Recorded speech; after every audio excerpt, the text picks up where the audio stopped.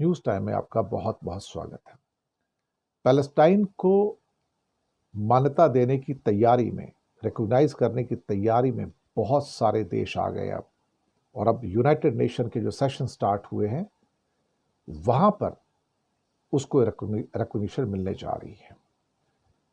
जो कई दशक पहले, कई डेकेड पहले जो साउथ अफ्रीका के साथ हुआ, उसका जो पूरा सोशल बायकॉट किया गया था दुनिया के अंदर, जहां पर उसे इकोनॉमिक मंच पर बायकॉट किया गया, उसको स्पोर्ट्स के मंच पर बायकॉट किया गया, उसको कल्चरल मंचों के ऊपर बायकॉट किया गया। और एपरथाइड की पॉलिसी थी, उसकी रंग भेद की नीति थी। और बाद में जब अंग्रेज वहां से चले गए तो रंग भेद की नीति खत्म हुई।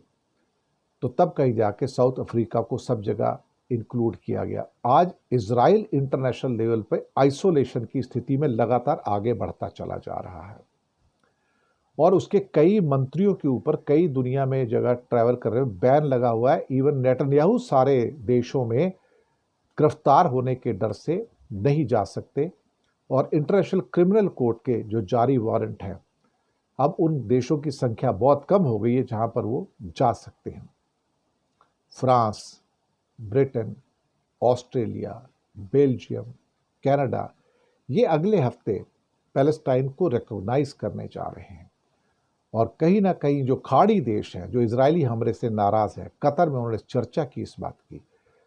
जरूरी है कि उसके जेनोसाइड को रोका जाए। जो दरिंदगी के साथ नेतन्याहू जिस ढंग से लोगों को मार रहा है, 65,000 लोगों को मार चुका है, लोग भूखमरी के शिकार है, उन्हें रोटी भी नहीं मिल रही है।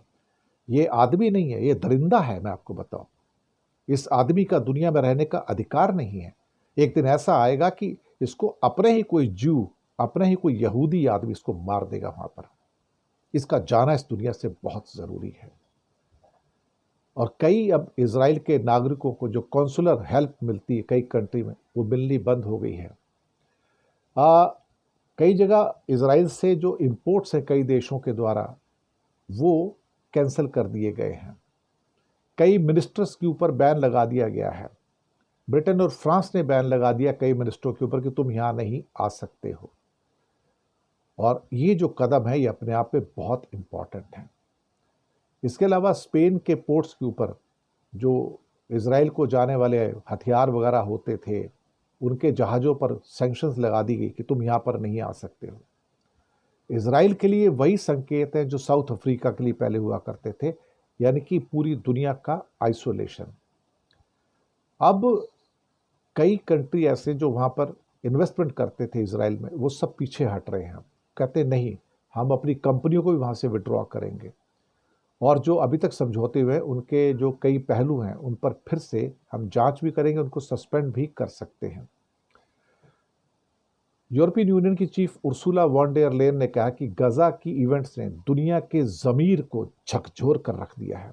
शॉक। जिस ढंग से आदमी मार रहा है ना ये दरिंदा, आप क्या बताऊं उसको मैं। तो एक चिट्ठी लिखी है बहुत सारे डिप्लोमेट्स ने और इसराइल के खिलाफ कड़े कदम उठाने की बात की है। ये रंग भेद से भी बुरा हो गया है। आइसोलेशन जैसे कि साउथ अफ्रीका था, उसका कल्चरल आइसोलेशन था, स्पोर्ट्स का आइसोलेशन था, पॉलिटिकल आइसोलेशन था। अब इसराइल को लेके भी ऐसे प्रतिबंध और सैंक्शन दिखने शुरू हो गए। हालांकि अभी ये बहुत ज़्यादा नहीं है, लेकिन दिखने शुरू हो गए हैं।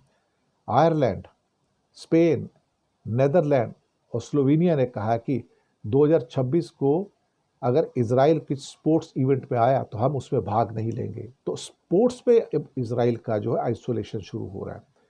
अभी एक चेस टूर्नामेंट था, उसमें इसराइल के प्लेयर्स को बोला कि तुम पार्टिसिपेट कर सकते हो, अपना झंडा नहीं लगा सकते। ये कंडीशन हो चुकी है, आपको मैं बताऊं तो खेलों की दुनिया में। और स्पेन में जो साइकिलिंग रेस होती है, वहाँ भी बार बार इसराइल के जो साइकिलिस्ट थे उनको रोका गया, उनके टॉन्ट कसे गए उनके ऊपर। और ये इसराइल का विरोध दुनिया में जगह जगह इस समय हो रहा है। और स्पेन के प्रधानमंत्री ने तो यहाँ तक कहा है, सांचेज ने, ये जो प्रदर्शन हो रहे हैं इसराइल के खिलाफ, ये हमें अच्छे लग रहे हैं क्योंकि इसराइल के कदमों से शर्मिंदगी हो रही है। इजरायली खिलाड़ियों ने कई जगह से अपने स्पोर्ट्स से नाम वापस ले लिए क्योंकि उनको उनका झंडा डिसअलाउ कर दिया गया। मुझे लगता है कि बहुत कुछ ऐसा हो रहा है जिसकी वजह से बेल्जियम भी बहुत सारे प्रतिबंध लगा रहा है, और वो कहते हैं कि जैसे कई देश कह रहे हैं कि अगर इजराइल खेलने आएगा तो हम नहीं आएंगे, तो ये एक आइसोलेशन वाली स्थिति आ रही है इजराइल के लिए। और जो लोग विदेशों में इजराइल की नुमाइंदगी कर चुके हैं उनमें बड़ी वरीज हैं, चिंता है। वो कहता है कि इजराइल की इंटरनेशनल कंडीशंस जो इतनी कमज़ोर कभी नहीं रही जितनी अब है। ये बड़ी अफसोसनाक स्थिति है कि हम इजरायलियों को अब लोग ऐसे आदमी के रूप में देख रहे हैं, कौम के रूप देख रहे हैं जो दूसरों को जेनोसाइड करती है, नरसंहार करती है। फिलिस्तीन को मान्यता मिलेगी तो अच्छा होगा। कुछ का कहना है कि अभी हम साउथ अफ्रीका वाली कंडीशन में नहीं पहुंचेंगे, लेकिन शायद जल्दी पहुंच जाए। तब आप क्या करोगे? तब दुनिया में आपको अपनी जगह बनाने के लिए क्या करना होगा? तो बहुत सारे लोग अब इजराइल का बचाव नहीं कर पा रहे, क्योंकि नेतन्याहू ने इजराइल को दरिंदगी की उस सीमा तक पहुंचा दिया है जहां पर हिटलर हुआ करता था। बस यही हो रहा है। शुक्रिया आपका बहुत बहुत।